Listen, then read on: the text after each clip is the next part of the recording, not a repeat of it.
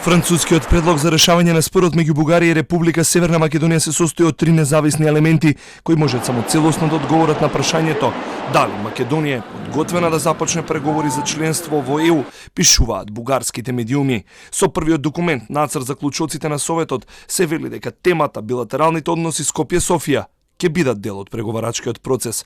Овој документ, како и вториот документ, преговарачката рамка, пак се однесуваат на трет клучен документ, билатерален протокол во кој нема ништо француско и е целосно производ на договор меѓу Министерствата за надворешни работи на двете земји, пишува БГНС.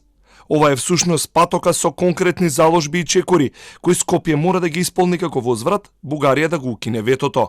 Понатаму, медиумот пишува дека билатералниот протокол ја вметнува историјата како услов на преговарачкиот процес, односно дека Скопје се обврзал да ја усвои веќе усвоената формулација од заедничката историска комисија во врска со цар Самуил, како бугарски крал, веднаш менувајќи ги знаците и надписите на неговите споменици во земјата и на Самуиловата тврдина во Охрид.